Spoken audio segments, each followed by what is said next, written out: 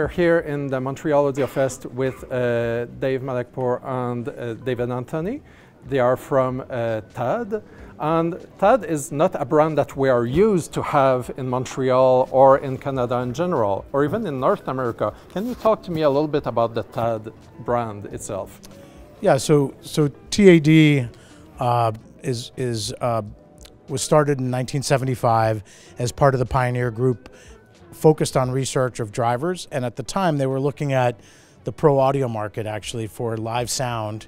And they developed a series of drivers, the 4001 compression driver, the 1601, which is a 15-inch woofer, and the 1801, which is an 18-inch subwoofer. That's huge. That's huge. It was a subwoofer, yeah. I mean, my subwoofer has a 10-inch in it, so it's just totally different. So is this the kind of loudspeaker? Is this the kind of driver that you will have in the reference loudspeaker, for example? Right now? Well, that era of driver development was specific for sound systems, PA systems, and so they were designed to fill large spaces.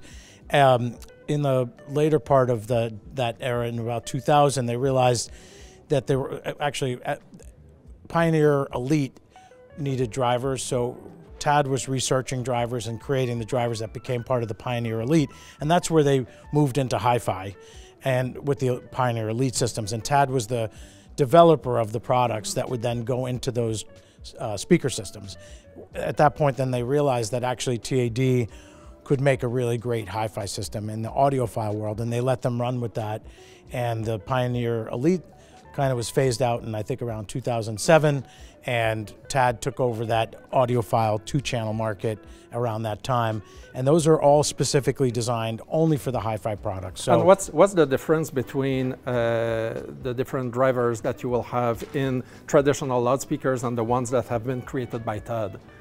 Well, you know, there's a lot of things in TAD's current product line that were developed specifically around extremely high quality. And so one of the things that when they got into the hi-fi side is they decided to create a dual concentric driver, which they call a CST driver.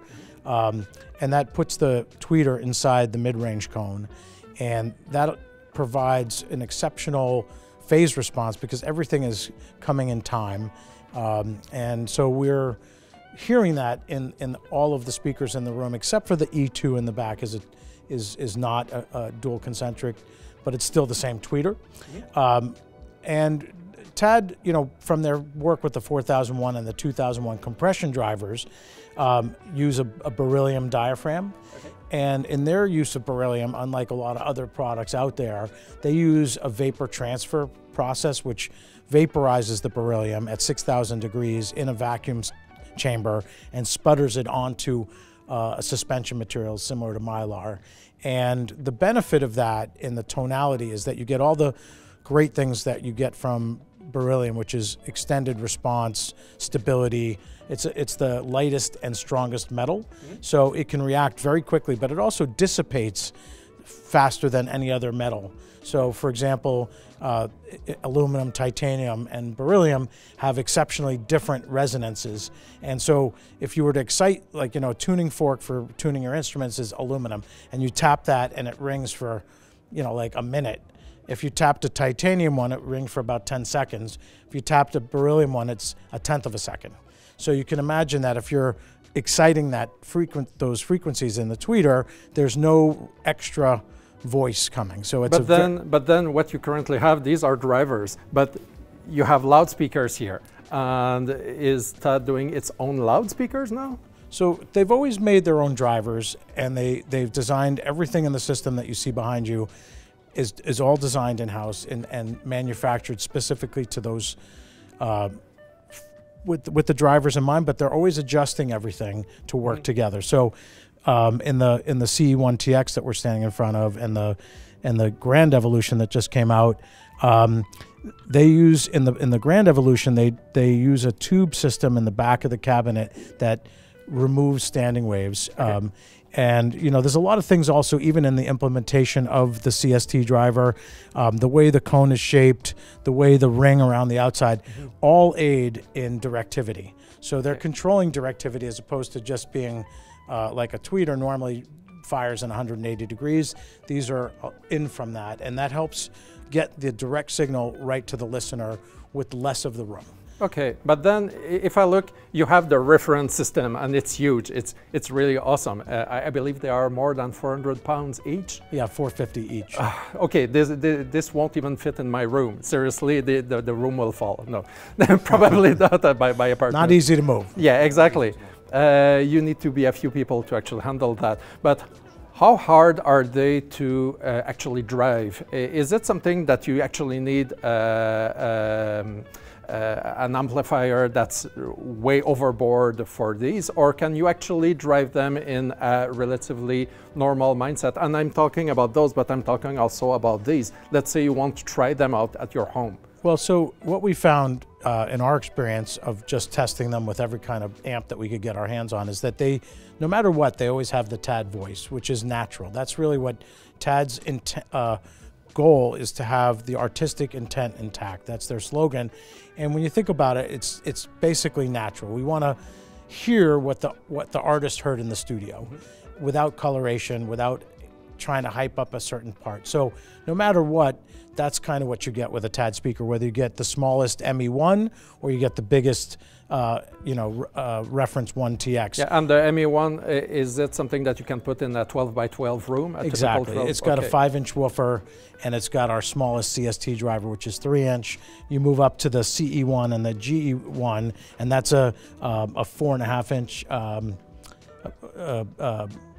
mid-range, again with the same tweeter. All of them share the one property, that the high frequency driver is the same. Okay. And obviously if you're trying to drive a reference 1 with 2 10-inch woofers versus an ME1 with a 5-inch woofer, you would want to adjust the power that you're looking to use with them. But they're mid efficiency speakers. They range between 83 and 87 dB sensitivity. Okay. So you probably want more than 1 watt, but and I've seen some like super low powered amps that might not be the appropriate choice, but I've tried them with things like Viola Labs. I had a Krell amp, we have a Boulder amp, we have Conrad Johnson.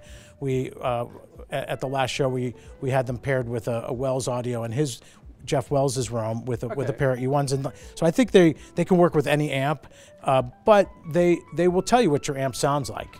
Okay. Right. So if you vary from a tube amp to a solid state amp, you're going to hear that color difference. And you still have the TAD sound. Can you? That will be my last question for you. What is the TAD sound that you've discussed before?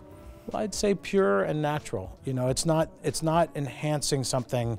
It's not sparkling the top end or overemphasizing the low end to make it more impressive for that first moment. What's really impressive is the sound stage and the imaging. I think no matter which of our speakers you listen to, they all have a 3-dimensionality to them, and I think it's because of the CST driver, because it's creating a space that you can really see, almost visualize with the sound. And that no matter the size of the driver, so if it's in the reference where you have the huge ones, or even these are not small ones. I mean, they're mid-size. They are mid-size. But if you say about hearing that, let's say I want to hear those. David, how can I hear them except here? Well, right now, we're obviously very happy to be here at the Montreal show. It's our first time bringing TAD to the market here, so we're definitely looking for dealer partners in this territory. Obviously, we're looking for a dealer that treats the product like we do. To us, it's a legacy brand. It's been around for a while. It definitely has a following, and we're definitely here, at the show this year, looking for opportunities. At this moment right now, there is no place in Canada for you to listen to them unless you come to the show. And then in the U.S. territory, we have our location that's in Hanover, Massachusetts, and then we also have another dealer that is in Jacksonville, Florida at the moment. That's awesome. Well, we also have another dealer exactly that's on the West Coast that's located in the Oregon area. Okay. And all of our dealer listings are on our website. Great. So we wish you the best, because they sound, like you said, very natural. They are really awesome to listen to, and we currently have them at very low volume, and even at low volume right now, I'm hearing all the details and everything. This is why I was a little bit not into the interview right now. I'm sorry, because I was just listening to the music sometimes, and I said, okay, I'm doing an interview right now. Seriously, I need to do this. So thank you very much for That's a great compliment. Yes, please. So we're Pad Hi-Fi, and if you want to find out more information, you can go to padhifi.com and That's awesome. reach us directly. We're the North American distributor for TAD, and you know we're really devoted to the listener as well, and that's one of the reasons we came here and took this giant room, was we really wanted people to get the chance to hear TAD for themselves. And this show is also legendary as having like one of the best groups of people coming, and I just want to thank everybody here at the show for giving us such a warm reception. I've had so many people come and thank us for coming, and that's really a standout thing for this show, and I compliment the AudioFest people for bringing such a great group of people together in this sort of very positive environment. So thank you, and thank you for Ted to come and spend the time with us.